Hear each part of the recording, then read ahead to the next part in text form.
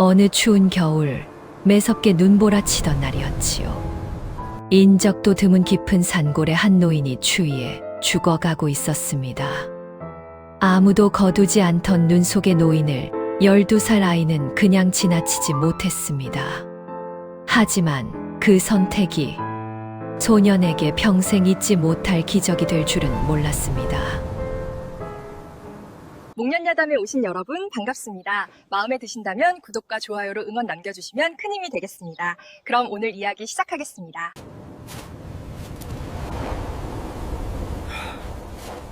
옛날 옛적 깊은 산골 마을에 겨울이 찾아왔습니다. 그의 겨울은 유난히도 매서웠지요. 하늘은 온통 잿빛으로 물들었고 바람은 사람의 뼈를 애는 듯 차가웠습니다. 눈은 사흘 밤낮을 쉬지 않고 내렸습니다. 산길은 하얗게 잠겨 사람의 발길을 돌려보냈고 마을 사람들은 저마다 문을 걸어 잠그고 아궁이 불을 지폈지요. 그날 밤 눈보라 속을 헤매는 이가 있다면 살아 돌아오기는 틀렸다고 모두들 말했습니다. 하늘이 길을 막았으니 사람의 힘으로는 어찌할 도리가 없었던 것이지요. 그 마을 끝자락 사람들의 발길이 끊긴 곳에 12살 난 아이가 살고 있었습니다. 이름은 민수라 했지요. 민수는 태어날 때부터 부모의 얼굴을 본 적이 없었습니다. 어머니는 민수를 낳다 세상을 떠났고 아버지는 그 슬픔을 이기지 못해 산을 떠났다고 했지요. 민수를 키운 것은 할아버지였습니다. 하지만 그 할아버지마저 지난 봄에 눈을 감으셨지요. 이제 민수에게 남은 것은 바람 새는 초가지 반채와 눈 아래 묻힌 할아버지의 무덤뿐이었습니다. 마을 사람들은 민수를 불쌍히 여기면서도 가까이 하지 않았습니다. 가난이 옮을까 두려웠던 것이지요. 민수는 그렇게 혼자였습니다. 할아버지는 살아생전 민수에게 늘 같은 말씀을 하셨습니다. 민수야, 사람은 혼자 살아도 되지만 마음만큼은 혼자 두면 안 된다. 민수는 그 말의 뜻을 온전히 알지 못했습니다. 이미 혼자인데 마음을 어찌 나눈단 말인지 이해할 수 없었지요. 하지만 할아버지의 말씀은 가슴 한구석에 깊이 새겨져 있었습니다. 민수는 때때로 할아버지 무덤 앞에 앉아 그 말을 되뇌곤 했습니다. 눈이 내리든 비가 내리든 민수는 할아버지께 오늘 하루 있었던 일을 조용히 말씀드렸지요. 그것이 민수가 외로움을 견디는 유일한 방법이었습니다. 눈보라가 몰아치던 그날 민수는 나무를 하러 산에 올랐습니다. 겨울을 나려면 땔감이 필요했지요. 아무리 눈이 내려도 민수는 하루도 쉴 수 없었습니다. 도끼를 들고 묵묵히 나무를 찍어 내리던 민수의 귀에 문득 이상한 소리가 들려왔습니다. 처음에는 바람 소리인 줄 알았습니다. 하지만 자세히 귀를 기울이니 그것은 바람이 아니었지요. 울음소리도 아니었고 외침도 아니었습니다. 그것은 사람의 숨이 꺼져가는 소리였습니다. 민수는 도끼를 내려놓고 소리가 나는 쪽으로 걸음을 옮겼습니다. 눈은 무릎까지 차올랐고 바람은 민수의 몸을 밀어냈지요. 하지만 민수는 멈추지 않았습니다. 할아버지께서 하신 말씀이 떠올랐던 것입니다. 마음을 혼자 두지 말라는 그 말씀이요. 민수는 눈보라를 헤치고 앞으로 나아갔습니다. 민수가 발견한 것은 눈더미 아래 쓰러진 노파였습니다. 낡은 속옷을 겹겹이 껴입은 노파는 눈 속에 반쯤 묻힌 채 미동도 하지 않았지요. 얼굴은 파리하게 질려 있었고 입술은 푸르스름하게 변해 있었습니다. 민수는 황급히 노파의 손을 잡았습니다. 손은 얼음장처럼 차갑고 딱딱하게 굳어 있었지요. 숨은 실오라기처럼 가늘게 이어지고 있었습니다. 할머니, 할머니. 민수는 노파를 흔들어 깨웠지만 노파는 눈을 뜨지 못했습니다. 민수는 잠시 망설였습니다. 이 노파를 마을로 데려가야 할지, 아니면 그냥 두어야 할지 알 수 없었지요. 하지만 곧 결심했습니다. 이대로 두면 노파는 틀림없이 죽을 것이었습니다. 민수는 작은 몸으로 노파를 일으켜 세웠습니다. 민수는 노파를 업고 마을로 내려왔습니다. 가장 먼저 찾아간 곳은 마을 어귀의 주막집이었지요. 주막 주인은 문을 열어주긴 했지만 고개를 내저었습니다. 안 되네. 우리 집은 손님도 많고 방도 없어.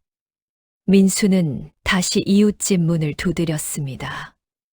하지만 돌아오는 대답은 매번 같았지요. 저런 분을 데려왔다가 재앙이라도 생기면 어쩌려고 그러나. 산에서 쓰러진 사람은 산이 데려간 목숨일세. 함부로 건드리는 게 아니야. 저런 인연은 업보라네. 젊은 것이 쓸데없는 짓을 하는구먼. 마을 사람들은 저마다 이유를 대며 민수를 돌려보냈습니다. 민수는 점점 지쳐갔습니다. 노파를 업은 등은 무거웠고 눈보라는 점점 더 거세게 몰아쳤지요. 하지만 민수는 포기하지 않았습니다. 단 한 곳, 자신의 집이라도 있지 않습니까? 민수는 다시 산길을 올랐습니다. 민수의 집에 도착했을 때는 이미 해가 저물어 있었습니다. 민수는 노파를 조심스럽게 방 안에 눕혔습니다.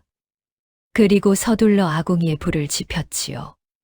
불씨가 살아나자 방 안에 온기가 돌기 시작했습니다. 민수는 노파에 젖은 옷을 벗기고 할아버지의 낡은 소미불을 덮어주었습니다. 그리고 자신의 옷까지 벗어 노파의 몸을 감쌌지요. 추위에 떠는 것은 이제 민수였습니다. 하지만 민수는 개의치 않았습니다. 자신의 삶도 이미 벼랑 끝이었기에 더 잃을 것도 없다고 생각했던 것이지요. 민수는 노파의 손을 꼭 잡았습니다. 할머니, 괜찮으실 거예요. 제가 지켜드릴게요. 민수의 목소리는 떨렸지만 그 마음만큼은 단단했습니다. 민수는 밤새 노파의 곁을 지켰습니다. 항아리에 남은 쌀을 긁어 모아 죽을 쓸었습니다. 비록 한 그릇도 채 안 되는 양이었지만 민수는 그것을 노파에게 먹이기로 했지요. 할아버지의 낡은 노솥에 물을 데우고 정성껏 죽을 끓였습니다. 김이 모락모락 피어오르는 죽을 식혀서 민수는 숟가락으로 조금씩 노파의 입에 넣어 주었습니다. 처음에는 삼키지 못했습니다. 하지만 민수는 포기하지 않고 계속해서 조금씩 먹였지요. 한 숟가락, 두 숟가락. 그렇게 반 그릇쯤 먹였을 때 노파의 입술이 희미하게 움직였습니다. 민수는 가슴이 두근거렸습니다. 할머니, 들리세요? 조금만 더 힘내세요. 민수는 밤새도록 노파의 손을 놓지 않았습니다. 때때로 물수건으로 노파의 이마를 닦아주고 식어가는 손을 자신의 품에 안아 녹여주었지요. 바깥에서는 여전히 눈보라가 몰아쳤습니다. 하지만 그 작은 방 안에는 희미한 온기가 살아 있었습니다. 꺼질 듯 꺼지지 않는 등불처럼 노파의 숨도 가늘게 이어지고 있었지요. 민수는 그렇게 밤을 지새웠습니다. 사흘이 지났습니다. 노파는 여전히 눈을 뜨지 못했지만 숨은 조금씩 안정을 찾아가고 있었습니다. 민수는 그 사흘 동안 단 한 끼도 제대로 먹지 못했습니다. 남은 쌀은 모두 노파의 죽을 끓이는 데 썼고 자신은 눈을 녹여 물만 마셨지요. 나흘째 되는 날 아침 기적이 일어났습니다. 노파가 천천히 눈을 뜬 것입니다. 어디가? 노파의 목소리는 바스러질 듯 가늘었습니다. 민수는 얼른 노파의 손을 잡았습니다. 할머니 정신 차리셨어요? 여긴 제 집이에요. 노파는 한참을 민수를 바라보았습니다. 그리고 떨리는 목소리로 말했지요. 고맙구나. 내 이름은 옥분이란다. 그렇게 노파는 자신의 이름을 남겼습니다. 며칠이 더 지나자 옥분은 조금씩 기운을 되찾았습니다. 민수는 산에 나가 나무를 캐고 나무를 해왔습니다. 옥분은 그런 민수를 바라보며 눈물을 흘리곤 했지요. 어느 날 저녁 옥분은 민수에게 자신의 이야기를 들려주었습니다. 나는 평생을 길 위에서 살았단다. 옥분의 목소리에는 깊은 슬픔이 배어 있었습니다. 젊은 시절 전쟁이 터졌습니다. 옥분은 남편과 갓난아이를 안고 피난길에 올랐지요. 하지만 포화 속에서 남편은 쓰러졌고 아이는 옥분의 품에서 떨어져 나갔습니다. 정신을 차렸을 때는 아무것도 남아있지 않았어. 남편도 아이도. 옥분은 그날부터 아이를 찾아 헤맸습니다. 수십 년을 떠돌았지요. 고아원을 찾아다니고 사람들에게 물어보고 단 하나의 희망이라도 있으면 달려갔습니다. 하지만 아이는 찾을 수 없었습니다. 이제는 죽을 때가 됐다고 생각했단다. 그런데 내가 나를 살려주었구나. 옥분은 민수의 손을 꼭 잡았습니다. 옥분이 민수의 집에 머문 지 보름이 지났습니다. 민수는 이상한 느낌을 받았습니다. 옥분이 자신의 작은 버릇들을 너무나 잘 알고 있었던 것이지요. 민수야, 숟가락은 그렇게 쥐는 게 아니란다. 이렇게 세 손가락으로 잡아야지. 옥분은 민수가 밥을 먹을 때마다 숟가락 쥐는 법을 고쳐주었습니다. 그런데 이상했습니다. 할아버지도 똑같은 말씀을 하셨던 것이지요. 자기 전에는 깊게 숨을 3번 쉬어야 한다. 그래야 악몽을 꾸지 않는단다. 옥분은 민수가 잠들기 전 숨을 고르는 것까지 알고 있었습니다. 민수는 가슴 한편이 이상하게 먹먹해졌습니다. 어느 날 저녁 옥분은 민수의 머리를 쓰다듬으며 옛날 노래를 불러주었습니다. 그 노래는 할아버지가 어릴 적 민수에게 불러주던 바로 그 노래였지요. 민수는 이유 없는 울컥함을 느꼈습니다. 왜 이렇게 가슴이 뛰는지, 왜 이렇게 눈물이 나오려 하는지 알 수 없었습니다. 하지만 분명한 것은 옥분 곁에 있으면 외롭지 않다는 것이었지요. 민수는 처음으로 생각했습니다. 이것이 가족이라는 느낌일까? 그날 밤 민수는 잠을 이룰 수 없었습니다. 문득 할아버지의 유언이 떠올랐던 것이지요. 할아버지는 돌아가시기 전 민수에게 나무괴 하나를 가리키며 말씀하셨습니다.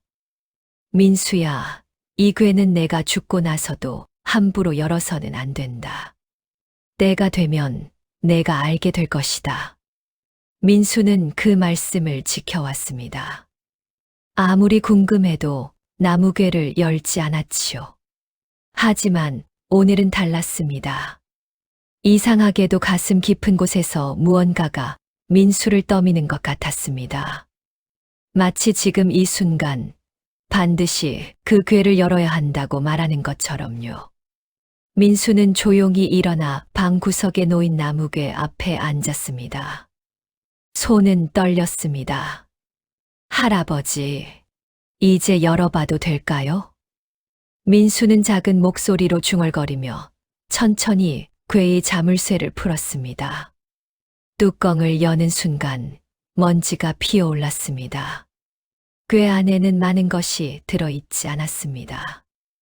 낡은 편지 몇 장과 빛바랜 초상화 1장, 그리고 작은 놀이개 하나뿐이었지요. 민수는 떨리는 손으로 초상화를 집어들었습니다. 초상화 속에는 젊은 여인이 미소 짓고 있었습니다. 한복을 곱게 차려입은 그 여인의 얼굴은 아름다웠지요. 민수는 숨이 멎는 것 같았습니다. 그 얼굴이 너무나 낯이 걷던 것입니다. 민수는 황급히 옥분이 자고 있는 방을 돌아보았습니다. 달빛에 비친 옥분의 얼굴과 초상화 속 여인의 얼굴을 번갈아 보았지요. 틀림없었습니다. 초상화 속 젊은 여인은 옥분이었습니다. 세월이 흘러 주름이 깊어지고 머리가 휘어졌을 뿐. 그 눈매와 코, 인매는 똑같았지요. 민수의 손이 더욱 심하게 떨렸습니다. 왜 할아버지가 옥분 할머니의 초상화를 가지고 계셨을까? 민수는 급히 초상화를 뒤집어 보았습니다. 그곳에는 흐릿한 글씨가 적혀 있었습니다. 오랜 세월 탓에 번져 있었지만 민수는 간신히 읽을 수 있었지요. 민수는 그 글귀를 읽는 순간 온몸이 얼어붙었습니다. 사진 뒷면에 적힌 글씨는 이러했습니다. 살아있다면 이 아이만은 꼭 지켜다오. 옥분아. 민수는 그 글귀를 몇 번이고 되읽었습니다. 할아버지가 아니라 할머니에게 쓴 편지였습니다. 그렇다면 이 편지를 쓴 사람은 누구란 말입니까? 민수는 황급히 꽤 안에 다른 편지들을 꺼냈습니다. 그 중 하나를 펼쳐 읽기 시작했지요. 편지는 할아버지의 글씨로 적혀 있었습니다. 옥분, 나는 자네를 평생 잊지 못할 것이요. 전쟁통에 자네를 잃었을 때 내 가슴에는 구멍이 뚫렸소. 하지만 나는 자네가 부탁한 것을 지켰소. 자네의 아들을, 우리의 아들을 목숨 걸고 지켰소. 민수는 편지를 읽다 멈췄습니다. 우리의 아들. 민수는 다른 편지를 더 읽었습니다. 아이의 이름은 진수라 지었소. 자네가 좋아하던 이름이요. 나는 이 아이를 내 아들처럼 키웠소. 비록 자네가 곁에 없어도 이 아이만큼은 반드시 지키겠소. 민수의 머릿속이 하얗게 변했습니다. 진수는 민수의 아버지 이름이었습니다. 그렇다면 민수는 떨리는 손으로 마지막 편지를 펼쳤습니다. 옥분, 진수가 장성하여 아이를 낳았소. 손자의 이름은 민수라 지었소. 나는 이제 늙어 오래 살지 못할 것 같소. 하지만 이 아이만큼은 끝까지 지킬 것이오. 자네가 돌아오는 그날까지 나는 이 자리를 지킬 것이오. 편지는 거기서 끝나 있었습니다. 민수는 온몸이 떨렸습니다. 할아버지는 진짜 할아버지가 아니었습니다. 할아버지는 옥분의 남편이었고 민수의 아버지 진수는 옥분의 친아들이었던 것이지요. 그렇다면 옥분은 민수는 천천히 고개를 들어 잠들어 있는 옥분을 바라보았습니다. 가슴이 터질 것 같았습니다.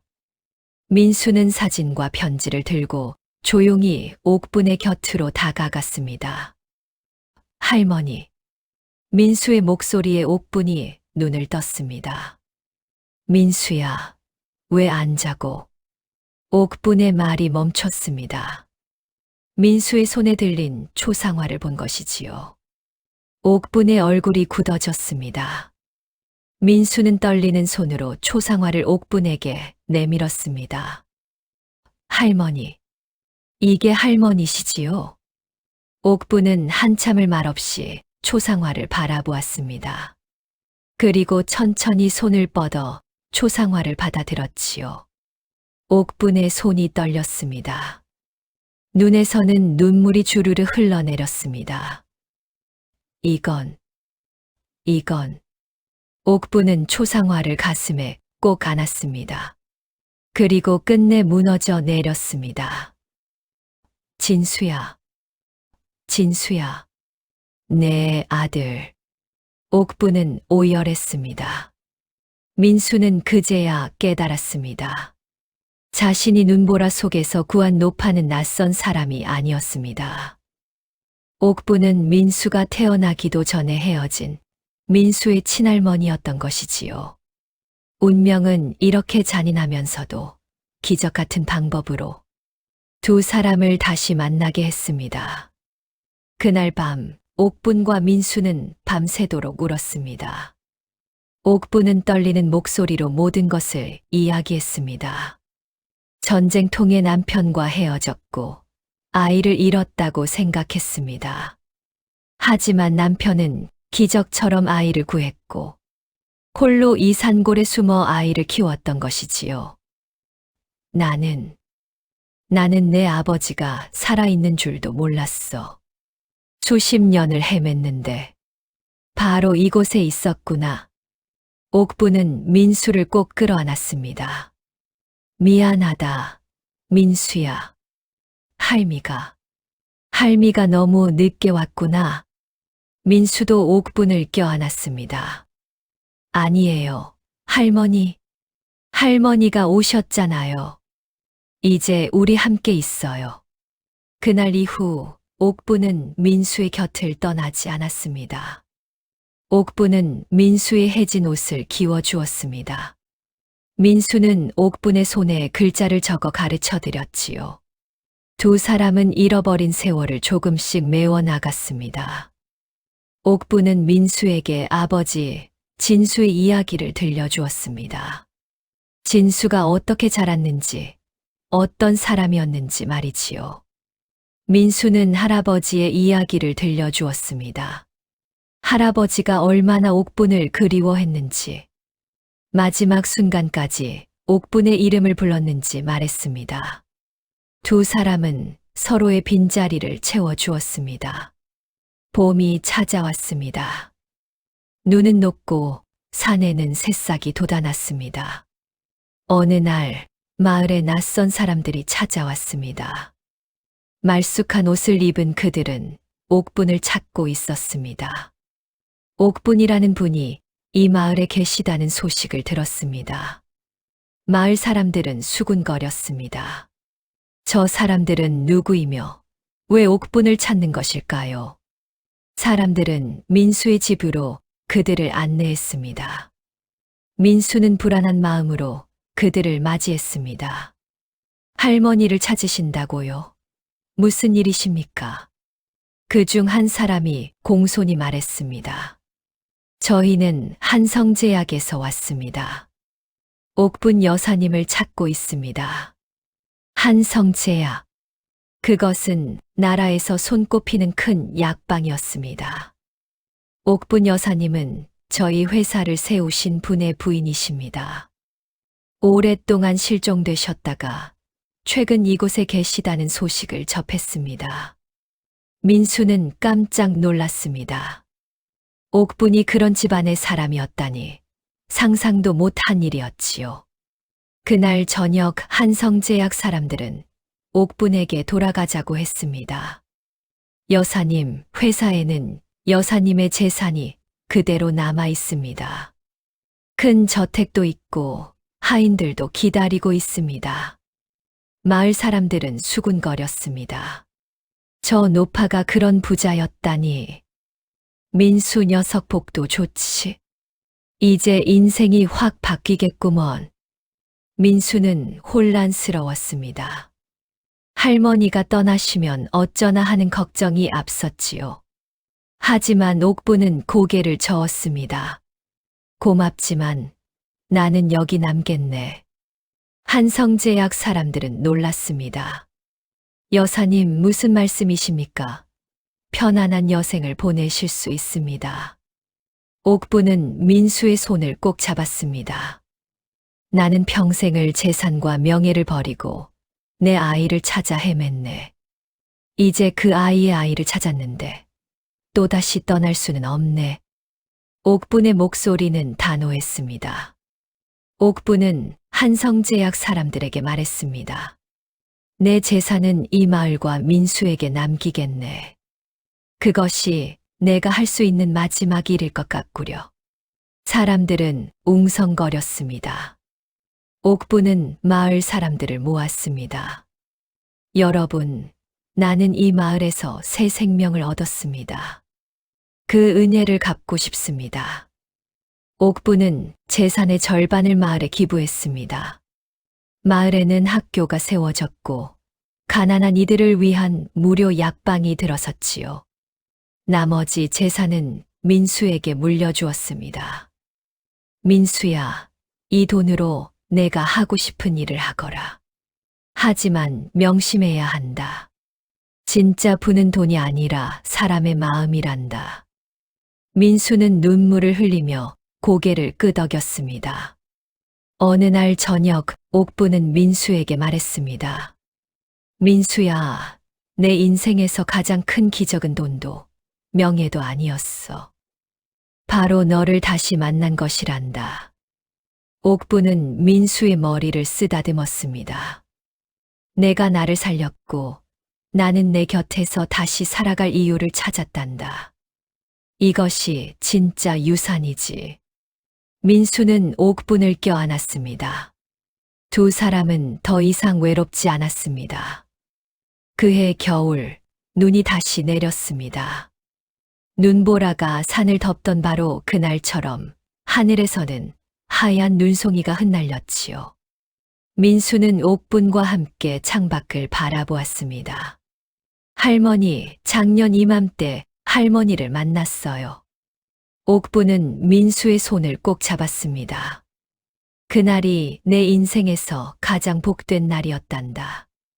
민수는 그날을 떠올렸습니다. 눈보라 속에서 쓰러진 노파를 발견했을 때 민수는 그저 사람을 살려야 한다는 마음뿐이었습니다. 하지만 그 선택이 자신의 인생을 송두리째 바꿔놓았지요. 민수는 깨달았습니다. 사람을 살린 것이 결국 자신을 살렸다는 것을 말이지요. 마을 사람들은 민수와 옥분을 보며 말했습니다. 세상에 우연이란 없구나. 모든 것은 하늘이 정한 인연이지. 기적은 하늘에서 떨어지지 않는다네. 기적은 사람의 선택에서 시작되는 것이지. 민수는 할아버지의 말씀을 떠올렸습니다.